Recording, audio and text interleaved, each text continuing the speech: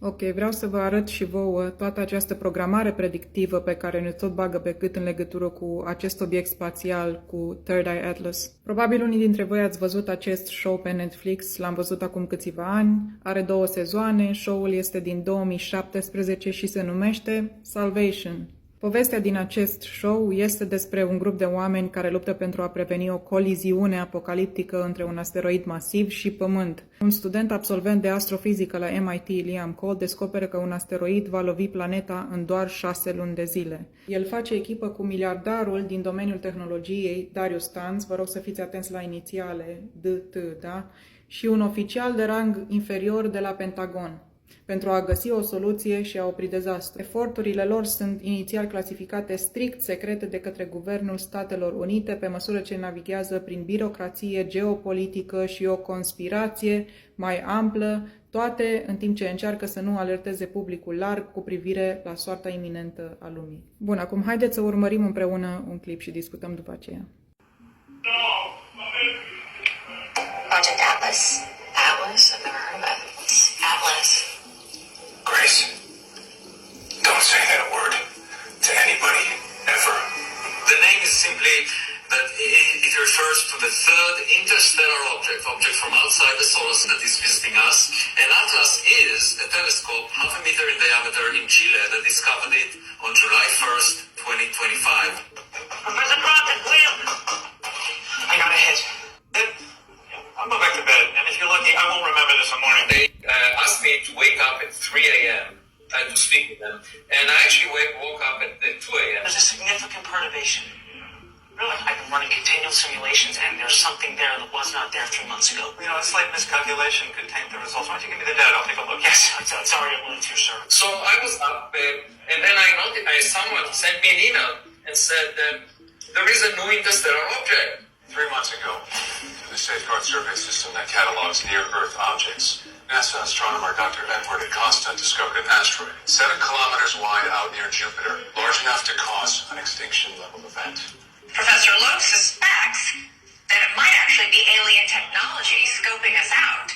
And for those who like a side-order conspiracy theory with their servings of UFOs, he claims, Avi Lowe does, that NASA is keeping critical evidence about 3I-ATLAS away from public view. Project Atlas, Gracie, was a weapon wielded by America using my guidance system. So Katia was right. Atlas is a weapons program. Yes, except the weapon was an asteroid.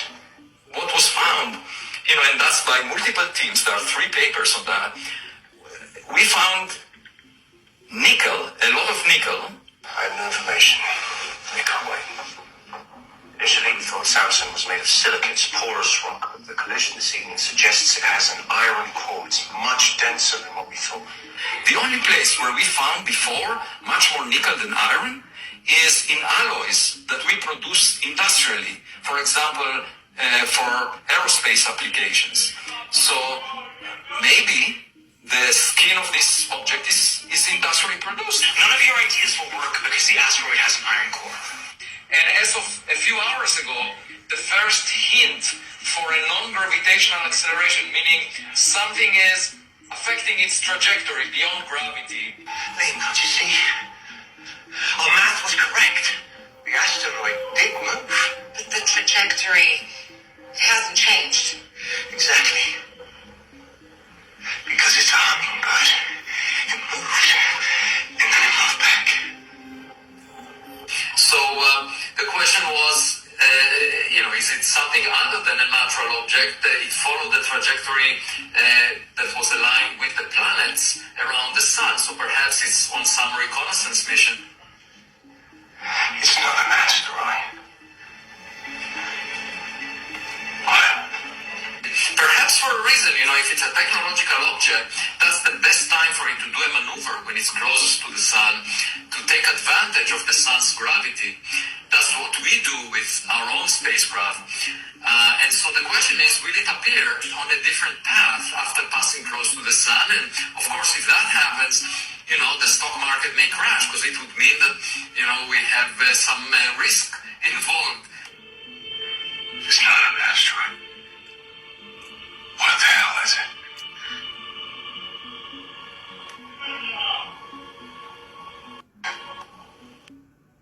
Deci întrebarea care vine acum, este asta programare predictivă sau ar putea fi asta marea decepție despre care se vorbește în al doilea Tesaloniceni 2:11?